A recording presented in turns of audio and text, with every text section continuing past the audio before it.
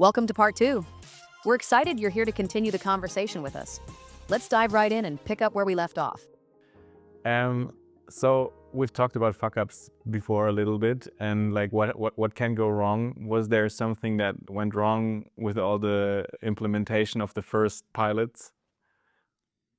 Yeah, I briefly already touched, like the biggest fuck up is definitely the first pilot customer, even though it's still such a nice story. Yeah. I also love sharing it because the one problem was the AV contract, like not having that signed on time and then wanting to sign it later on. Another problem was that when we did this initial MVP, they calculated a business case. How long does the current process take without CareMates and then with the CareMates MVP? Yeah. And we had a time saving of around, I'm not 100% sure, like 40-50% already, which was like amazing for the first MVP. And our vision always was to have an 80% time saving. So from 5 hours per patient admission to only 1. We can spoil it that. How much is it now? We're at around like above 70%. That's amazing. So like also, Wow. we developed now more AI, we'll have the 80%, maybe even more. Good job. But we're getting there. So the 80% was always a vision, something that, especially as an early startup days, you always kind of sell the vision and then you deliver like a crappy MVP basically that only saves like less. And we had this successful test phase with the initial time saving. And then we also, like, at some point you have to go into the market, right? The earlier, the better. So for us, it was writing hundreds, thousands of emails to care providers in Germany, where you kind of try to get a call, right? You want to get your foot in the door. So you pitch yourself in a way. So we said, hey, we're CareMates, developing AI-supported software for patient admissions. By the way, we developed this together with one of the biggest organizations in Germany, the Caritas. And we did a successful test phase. We saved around 80% time. So this was a mistake because we connected in this sentence our test phase with our vision of time saving. Yeah. And we got some meetings, like that was a good thing of it. But essentially I got this phone call saying, hey, so interestingly, 2 other care providers, they called us and asked about the test phase. Isn't it amazing how we saved 80%? And we were like, we didn't save the 80%, we saved like 40-50%. So we essentially like screwed up our communication, which made us like untrustworthy then with this initial pilot customer, because they had to like correct this communication mistake, which basically was like the second fuck up in this work, where we communicated it too boldly. Like we just weren't aware enough of this one sentence and how like articulate it is. So we didn't want to lie about it, but essentially like we have made the wrong impression. So there, it was also owning up to our mistake, sending a list of all facilities that received this email, also for them to know what they can expect, like who might also ring at the doorbell, and drafting an official communication paper, and explaining why the mistake happened and that it shouldn't happen, and that in future it won't happen, right? Yeah. And I think that helped to rebuild the trust. And like I said, now we're going live with them again, so everything is good. And also there was definitely like an important learning on the way that you have to be bold as a startup, but not too bold in a sense as well. Yeah. Without losing your integrity. Exactly. Thank you for sharing that story. Actually, like I think there's many founders out there who wouldn't have shared it. Because the Instagramming world is so shiny and no one wants to admit their mistakes. I think everyone who's listening learned a lot. Like I learned a lot from thank you for that, for telling it. So you've mentioned that now you're at 70%, like, or something like that. How does that influence the caregivers? Have you talked to caregivers who are working on the spot? For sure. Every day. They say. Yeah. You have different kind of user groups, right? You definitely have people who are like skeptic in the beginning, and there you just have to be very particular in the onboarding, address the concerns, show them how the software works. And then sometimes it takes time for someone to get used to the software, and then they fall in love with it. That's what happens a lot. But oftentimes they are already very aware of the problem. Like, it's not like we're solving like a nice to have problem, but they just receive so many phone calls, collect the data. Like I described before, like you can imagine how painful the process is. Of course, yeah. And now their process still works in a similar way. Like they don't have to get used to something completely new, but they get supported and it's digitized. So we don't change their comfort zone in a way too much. And the software looks super nice. I need to show you at some point. Like it's very simple and like optimized for the user group, which are not digital natives like us. Yeah, they like the software. Like we also like regularly do these surveys, and 9 of 10 caregivers. That was like an early survey from the first test bed. Actually, 9 of 10 of them wanted to continue, and that was just the original MVP. Yeah. And now, of course, it's much higher, and we can see that over 90% of test phases that we start convert into a paying customer. Nice. So it's amazing. That's a crazy number. Yeah, it's really nice. Really kudos for that. Like, amazing.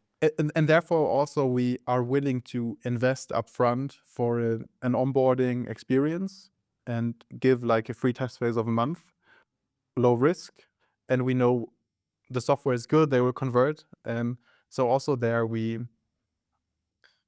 if you trust in your product, right, you can do stuff like this. Yeah. Like if you wouldn't trust in your product, then you would try to lock them in directly with a contract. But the last thing that I want is for a care facility that already has such high expenses and problems with getting money. That's like something we can talk about also later on. Of course, yeah. There's definitely not enough money in the market for innovation technology, which is needed to free up time to make more money, etc. It's like a chicken and egg problem. Yeah. All right. So if they trust us and give us some money for technology, the last thing I want is them to have it, to not use it, and then be stuck in a 2-year contract. But that's just a personal philosophy that I want to make sure if they pay for a product that they get what they expect. When caregivers were onboarded the first time, how did you structure that approach?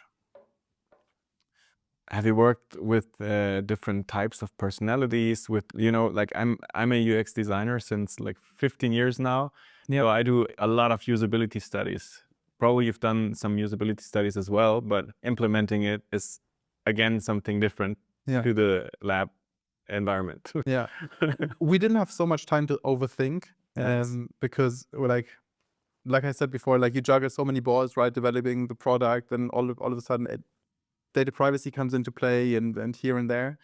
So the onboarding was actually, and we still do it very similar nowadays, where if I would have thought about it logically, maybe we would have done it differently. But essentially we just said, hey, let's get 3 onboarding dates, have a Microsoft Teams meeting, and they just dial in, we record the session, and then we create the accounts.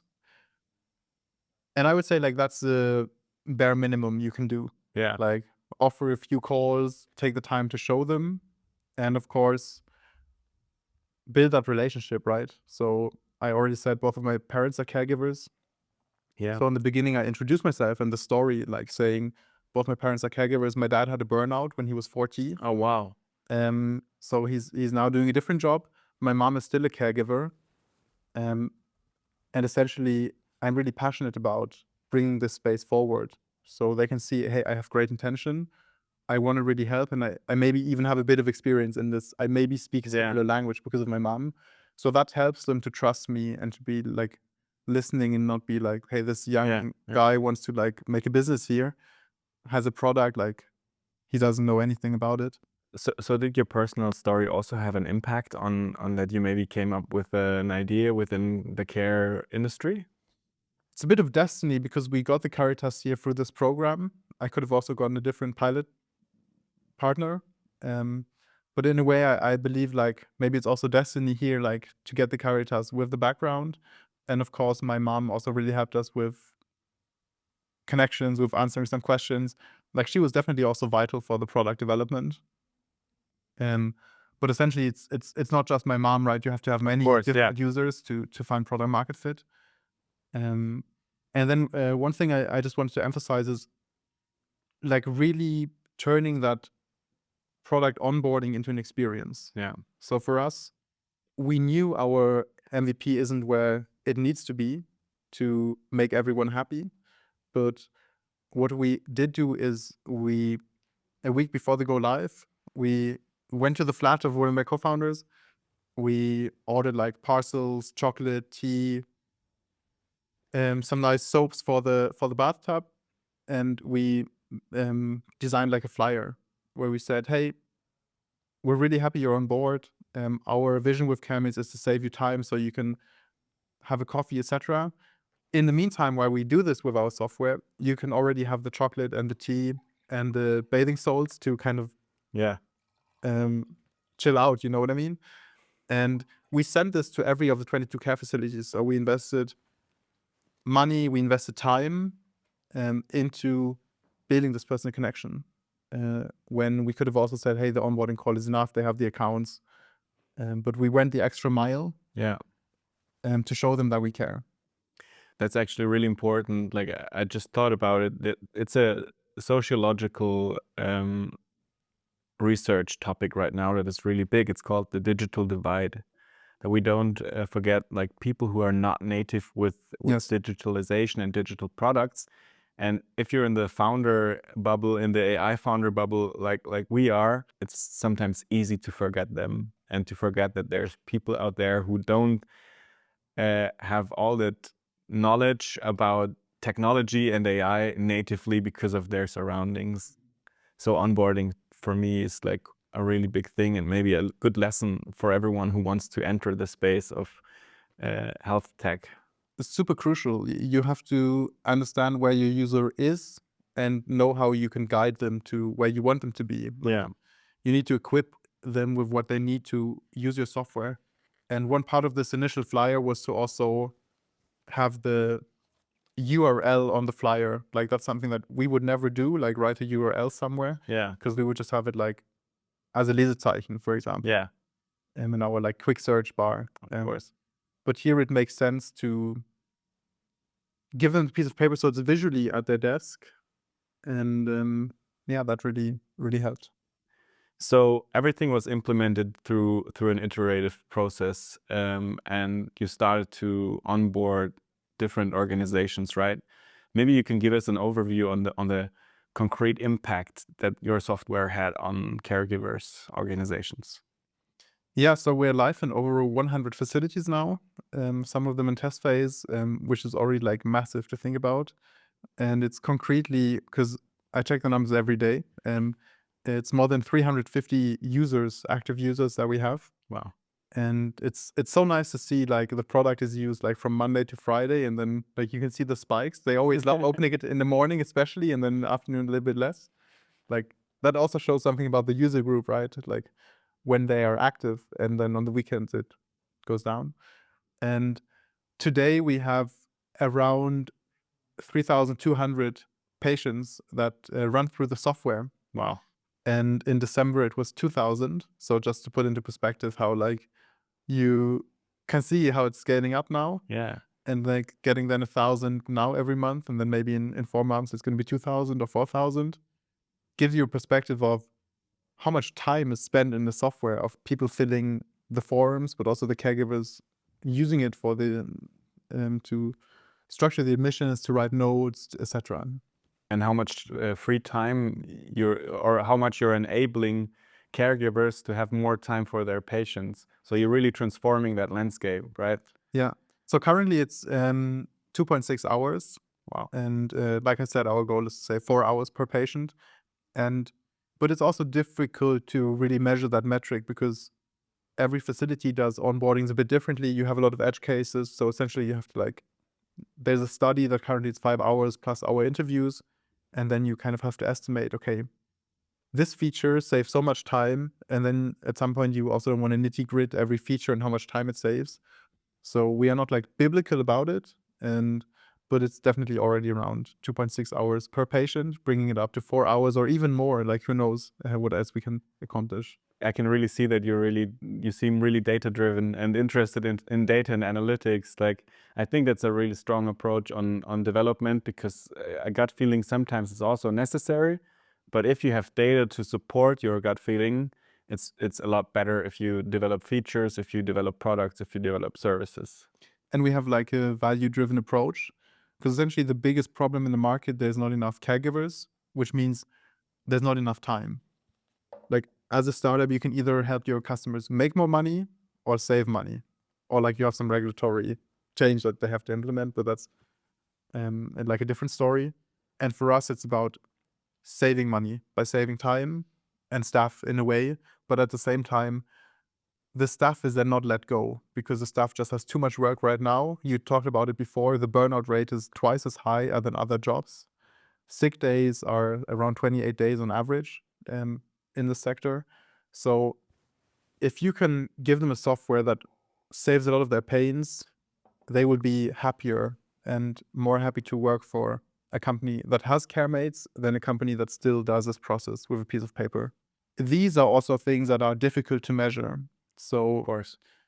when we communicate the value of CareMates, we know our unique value proposition is the 80% time saving when we communicate it as a vision. Yeah. And then, of course, you have softer factors which are more difficult to measure, which you can also communicate, but we don't put them so much in the foreground. You shouldn't just think one-dimensionally about CareMates, like in how much money do we save, but it's so many other factors. The patients can provide the data 24/7. You don't have to call during the working hours. It's a digital process. The facilities can choose the right patients. You have a standardized data collection to make the proper decision which patient to take in. And all of that, you can't really put a number behind it, but it's still value that's created.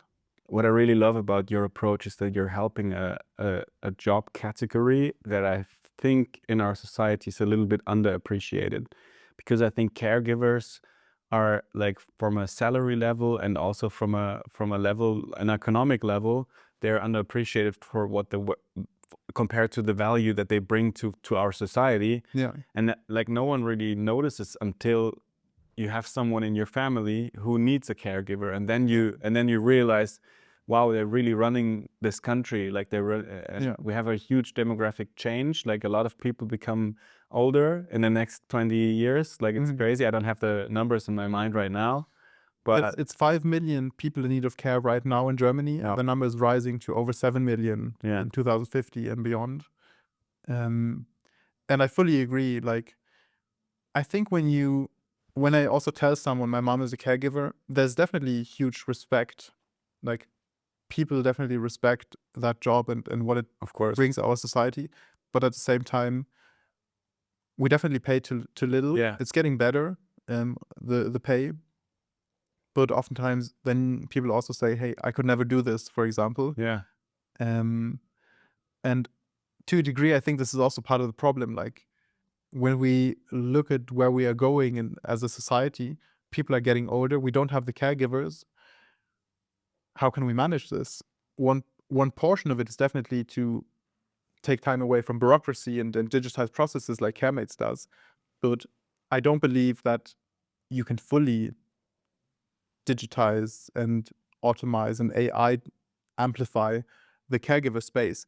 You still need a person to be there, and to do the care, because you want to have the warmth, you want to have the conversation. The future is not about like care robots doing everything. And it's also like, of course, about like our future. Like maybe at some point we will need care.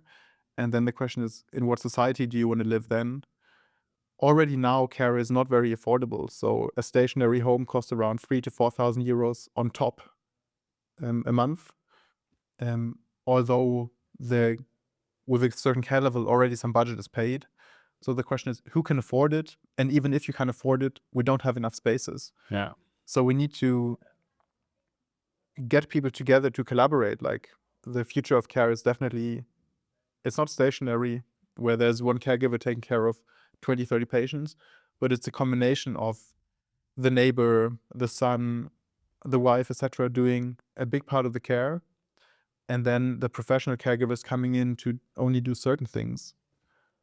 I mean, both what you said makes sense to me a lot. I think it's gonna take a long time, even with the progress of AI right now, that AI gets an empathy that a caregiver has right now. Like I think social intelligence, emotional intelligence are things I haven't really seen from the AI systems right now, especially when it comes to this dynamic environment of someone who needs care. Like it's really specific.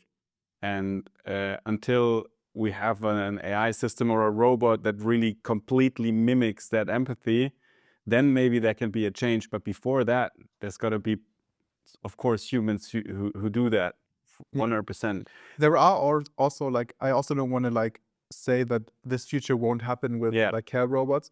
There are already great examples like Navel, for example. Yeah, It's Navel. like a super Yeah. sweet Yeah. robot where you can have the most empathetic conversations. And in a degree, if you think about one caregiver having to be there for 30 patients in a stationary home, how can they be empathetic and take time Yeah, for the exactly. conversation, whilst Navel can? Yeah. But still, or I also don't like the idea of a future where everything is just done by robots and there's no personal touch, no warmth anymore. Yeah. Plus, you somehow have to finance these technologies. Obviously, that gets cheaper with time when you mass produce. Yeah. But still, economies of scale. Yeah. But yeah, I agree completely. And I think what we've lost maybe a little bit, at least in the Western societies, is that building of the communities, as you said. Like I see it already within Europe, for example, when I go to Spain, I surf a lot, so I drive through the villages and you see the people in their free time together in the park, sitting there with their grandpas, with their grandmas, playing chess, drinking wine, like taking care of each other. And sometimes when I drive through cities in Germany, I don't really see old people because or elderly, because they're at home. And sometimes they're alone. And like it seems that we've kind of lost a little bit that sense of community somewhere along the path of progress. Yeah. And going back to that would personally, from my perspective, add a lot of value to my life if I imagine myself as an old person. And actually I'm really looking forward to that. I'm not at all one of the persons who don't want to get old. I think there's a beauty in that. But if I imagine if I'm old and there's a community around me that takes care of me, would be like probably the best outcome that I can imagine right now. 100%. I mean, there's the study of luck, right? Yeah. Of happiness that kind of show that doesn't matter how much money you have, there's a certain threshold that helps. But apart from that, it's like, do you have a person that you can call at 3 a.m. in the morning that's there for you? Yeah. That's what's gonna make you a happy person, have a happy life, become less sick, etc. And loneliness is as big as never before in our society. And it's also because we technologize a lot, we digitize. You can go weeks without talking to a person. You can order your food on Lieferando, you can order your clothes on Zalando, and basically just like be by yourself, like, because we are so independent. Like, you don't have to like hunt your food anymore, etc. You can just go into a supermarket. You have your very specialized job where you do one certain thing, and therefore like we are as dependent on each other as never before, but at the same time it works without speaking to each other and having a genuine connection. Of course. And also the vision of CareMates is to bring all of the parties together that are needed to do the care for the loved one. So there's a saying like, it takes a village to raise a child, and it's similar in the care space. It takes a whole community to take care of a person who needs care. It's doctors, it's hospitals, it's relatives, it's the care staff, it's the pharmacies. But they are all super unconnected and super undigitized. And if we can incentivize everyone to communicate better, to do the tasks that best fit to them, then we can provide a high quality care, which is affordable, that we can, as a society, which is also functional. Yeah. Because the current system, it's not sustainable. It's not going to work this way forever, even if we pump more money into it. So we need to bring the people closer together. And I think technology is a great way of doing it. And that's one approach that we're working on with CareMates. Speaking of the future, where do you see CareMates in the next 5 or 10 years? Great question. To to a degree, of course, like I love dreaming and thinking big, but at the same time, we're super hands-on right now with doing our go-to-market. Got it. Yeah, we're a bootstrap company as well. Wow. So we have no investors on board. For now, we are very focused on the German market, and the care market is already huge. Like there are 32,000 facilities, and the market is growing that we want to equip with our patient ambition software. Plus, we already now are exploring other use cases. Like we have first pilot customers now in disability care, in child and youth care. So essentially, right now we are the patient admission software in the elderly care space in Germany. We're becoming now the CRM for the social sector in Germany. And then, of course, we want to bring this to other countries in the world and go along the process chain in all directions for multiple stakeholders, becoming like a patient portal, going deeper into care documentation. And I think this is also still to be explored. Like it's basically our customers, the users will bring us to the vision. It's not just us wanting to go somewhere now, it's also the users giving us the feedback and then growing into that. Do you see your work as a larger mission or like a personal calling as well? Like a mission to contribute to the society or anything like that? Yeah, it's multiple dimensions. Of course, like Yeah. everything. Yeah. We've talked about complexity. Yeah. Definitely, like it's maybe like also a Gen Z thing to identify with your work or to not identify with your work, right? Like Yeah. you could optimize on work-life balance and feel like you're living outside of work. That's what your existence is for. And for me, I think it's about bringing those aspects together. Like I bring my work into my free time, but I also bring my free time personality into my work. So for me, I'm definitely driven to, and I don't understand this drive 100% yet. Like I think it takes some time. Yeah. But if I look at the previous things I did, like I told you, I always come Yeah. from a problem-solving mentality, and I couldn't do anything that has a negative social impact. Yeah. But at the same time, I could definitely also imagine doing something in climate tech or in against loneliness. Like the care sector right now, it's so fulfilling. Yeah. But I don't know if I'm just going to be the care sector founder, like there are other nice problems to be solved. So definitely like the positive impact on the social or economical aspect is one big part of it. But I also love the personal growth of being a founder, The challenge. the challenges, but also the whole, how it fulfills you, like becoming more competent, understanding how business works, product development, etc. Like it's such a wild ride. Yeah. And I don't just love to see the company grow, but also seeing myself grow in the process, dealing with these problems. And that's also one major part of what I love about this, the person I'm becoming in the process. Yeah, I see it. Like that really resonates to me as an entrepreneur as well. I think everyone should have the space to redefine himself, and there's a lot of fun to that. I think there's a lot of fun to exploring new spaces, so I can totally agree. Maybe like when everything is said and done, how do you want CareMates to be remembered?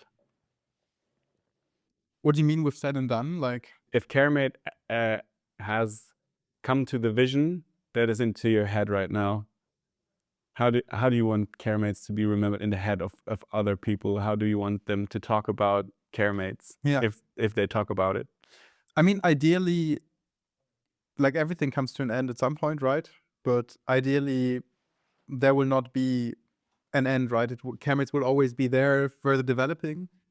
I want it to be remembered, and I think that's already when I think of it, like of being really a company that cares, that really puts in the effort, like very customer centric. We have it like in pastel, purple, pink colors. It's a CareMates, right? It's about this. I want someone to have like a personal connection with it, Yeah. and also a company that really provides value to everyone involved. Like no one is exploited. There's value created through CareMates.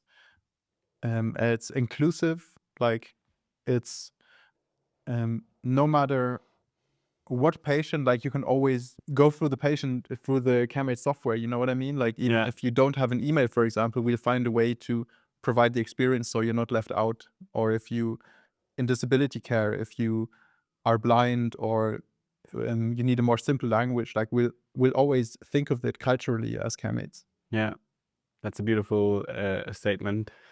Coming back to the roller coaster, you were talking that being a founder is a roller coaster, and like being in the process of building a company is a roller coaster. Could you maybe share some insights on what you learned about yourself within that process? Yeah, definitely. To a degree, it's like also like I've been surprising myself a lot in the last two years since CareMates but it's not me personally, it's us as a team, and also it's not just us co-founders and the employees we have, but it's also there's such a huge network that wants to see this coming alive and be successful. So there's a lot of gratitude to seeing how much it takes to make this vision a reality, and also surprising myself to seeing how I grow with all of these things and how we as a team are figuring out the problems, and how we're like, I mean, it's amazing to be bootstrapped and to now be able to pay ourselves like a salary. Now we're hiring 3 people, and all of this after 2 years, like it's coming off the ground so quickly. Very fast. And it's surprising to see how like you can grow into it. You can become anything you want. It sounds so American in a No, way. but it makes sense. Yeah. And like I Like also that. always saw myself very much like a creative person, but also then realizing, okay, I can also take a liability, I can take responsibility, I can work more with numbers. I can also build and get used to processes where normally I would be like very creative and free flowing, you know what I mean? So seeing how I'm not like I can change. I'm not like Yeah. a static person. I can be dynamic and grow with what CareMates needs. And yeah, I would say that's like on the one side, like the really positive, nice things. And at the same time, it also definitely changes your character to found a company, because there's a lot of work, a lot of responsibility, and there are things not working out. And especially in the beginning, I used to take a lot of it like into my personal life. Like Yeah.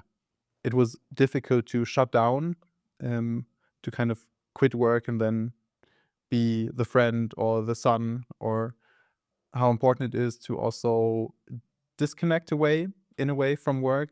But at the same time, it would also be a lie to say that I can like fully disconnect. Yeah. Like it's just, you need to integrate both aspects, like your personal life and your work together.